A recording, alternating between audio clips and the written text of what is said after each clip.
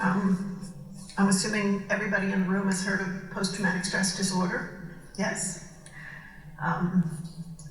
It seems to be in the news and in professional literature a great deal in the last few years, in part because there have been a lot of wars. And historically, when somebody has gone through trauma and has symptoms of being traumatized, they have been diagnosed with post-traumatic stress disorder. But there's been a shift in the psychological world in the last few years, because we have come to understand that there are people who suffer from a different sort of trauma that is much more complex and is not under post-traumatic stress disorder. The definition of that disorder does not cover what those experiences are. Complex psychological trauma involves multiple repetitive chronic stressors. So it's not an event. I mean, you can have PTSD from a car accident, from an incident in a war, from gun violence on a street, from all kinds of things. But complex trauma comes when somebody is repeatedly, chronically exposed to traumatic events over years. It usually involves harm from those people in their lives who should have been caregivers.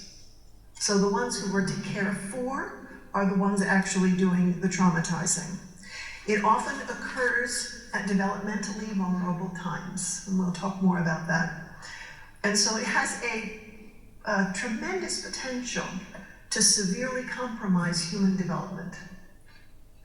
So what that means is that you can have a client or patient come in to see you, or you can have somebody in your church or whatever ministry you have who appears to be one way, but is actually profoundly compromised internally because of this kind of chronic, over the lifespan traumatizing. So one of the things we found out is that in complex and traumatic stressors, they are generally interpersonal.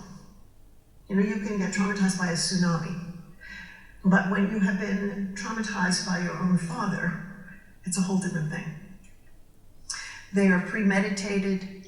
They are always caused by other human beings.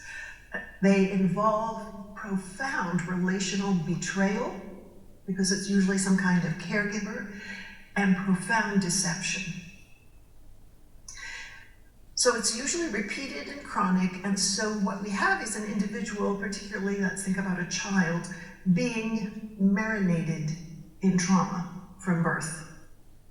So this is a child who is developing, who is supposed to be growing and learning and blossoming, who is instead buried in this stuff called trauma at every stage.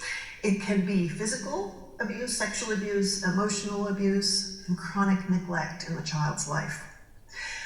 Complex trauma also has another category, and that is that it describes people who have layers of trauma. So on the one hand, you may have this child who's growing up in this very traumatic environment across the lifespan. That's complex trauma. The other possibility would be, suppose you're working with a veteran of a war, and he's got trauma, and you think he has PTSD, but then as you get to know him more, you realize that doesn't cover it.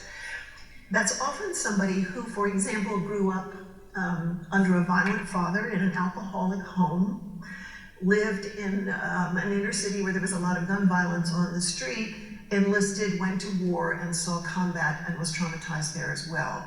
So you have the cumulative effect of all these different traumas that occurred in different places, but it's also complex trauma. So those are the two possible subsets of that. So let's think about some of the factors involved in a situation that produces complex trauma. First of all, thinking again of a child, it results in insecure and disorganized attachments. How do you bond with parents who damage you chronically? They are exploited wherever they are vulnerable, and children are, of course, always vulnerable. They are used. Victims of this kind of trauma live in constant distress. And that has profound physiological impact on the brain, on the adrenal gland, all kinds of things that can often be things that last lifelong. They are not only under constant distress, but there's no exit door. And if you're 5 years old, you can't get away. So they have gross insecurity, instability, and ongoing pain and suffering. And in such an environment, the individual never gets to regain emotional equilibrium. You think about perhaps a car accident, maybe, that some of you have been in or witnessed, and how everything's thrown out of kilter. And it takes a while, particularly if you were driving, for you to even think about getting behind the wheel again and all of those things. But eventually you get some sort of emotional equilibrium, and little by little can claim that area of your life back. But when you live with chronic trauma, there's no place to do that. There's no equilibrium to gain. So for many, trauma is not a terrifying event, which is how PTSD has been described. It is rather a terrifying life. So as a result of chronic and interpersonal trauma, this individual will be extremely vigilant, very watchful for danger all the time, constantly expecting it, live with chronic anxiety and terror.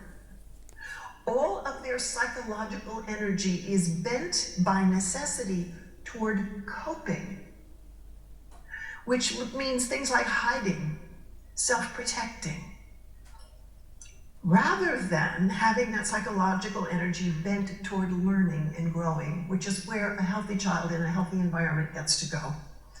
They get to imagine, they get to experiment, they get to test, they get to learn. They don't have to keep coping with this trauma over here all the time. The victim has been betrayed and is often either separated from those who are caregivers and nurturers, or they are stuck with those who are not. There is no safe person in their life. They don't know what that means. So let me give you a few broad categories of the impact of this ongoing interpersonal trauma in the